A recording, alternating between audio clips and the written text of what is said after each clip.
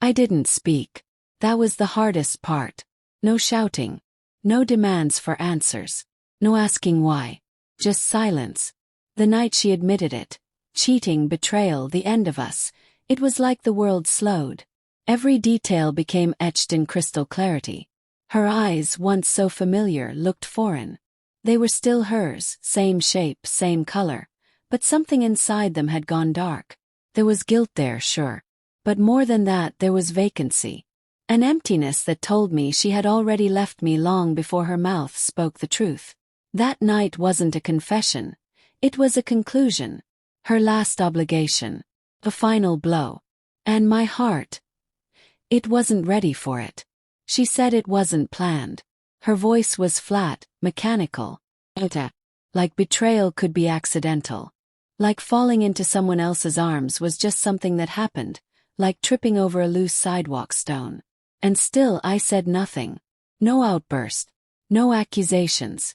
No begging her to explain what could never be justified.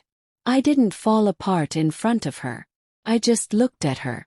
And in that moment it was like looking at a stranger. Because that's what she had become.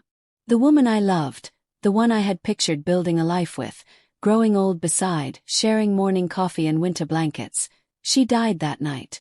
She buried us with a single choice and a dozen flimsy excuses. She tried to fill the silence I gave her with words. He made me feel alive. I didn't mean for it to happen. But none of it reached me. None of it mattered. 'Cause I had been there. Every day. Through her worst fears, her lowest moments, her quiet breakdowns. I stood firm through the storms, supported every crack in her spirit. And still she turned to someone else. That was the deepest cut. Not the infidelity, but the ease with which she let go. The way she discarded everything we had built as if it were just a bad decision she was trying to undo. Like I was a phase, a mistake, an inconvenience. And then, when all the damage was done, she asked the question that still echoes in my mind.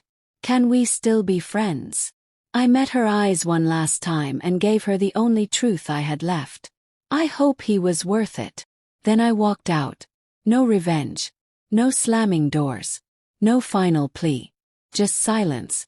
The months that followed were quieter than anything I've ever known. People think heartbreak is loud. Screaming, crying, broken plates, dramatic exits. But the real pain, it's quiet. It's the stillness. It's lying in bed at 2 a.m. with nothing but your thoughts and the hollow question. Was I ever enough? I didn't block her. Didn't delete her number. But I never called. And she never did either. And that told me everything. So I changed. Switched jobs. Started running.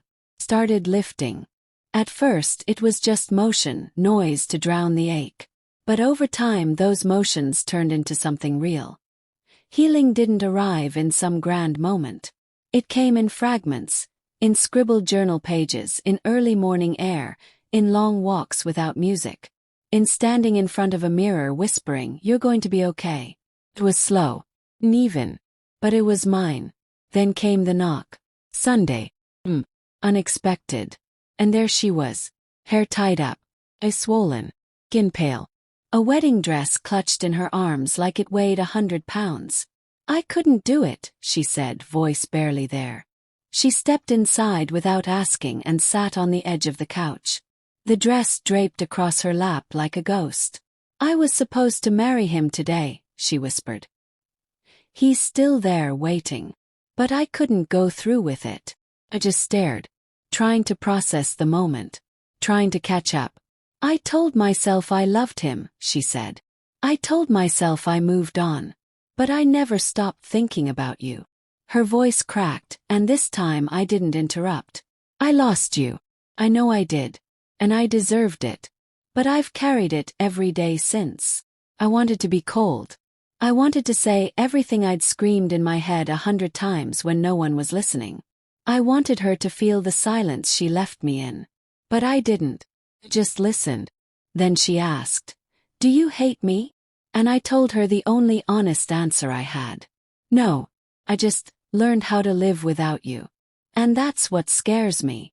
She nodded slowly, wiped her cheek with her sleeve. I'm not here to ask for anything, she said. I just needed you to know. I ruined the real thing. The only real thing. We sat there quiet again. But this time it wasn't heavy. It wasn't angry. It was the kind of silence that holds 100 things neither of us had the words to say.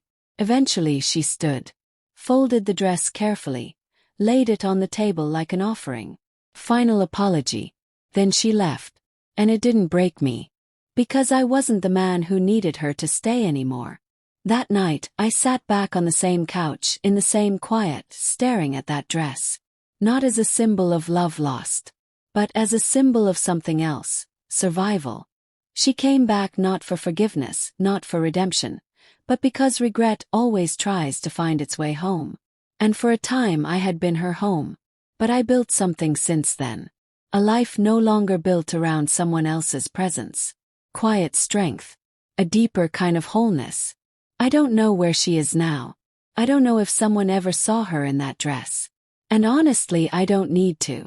'Cause I survived the silence. And in that silence, I became someone stronger. Someone who finally understands. Some apologies come too late. And sometimes there's no going back.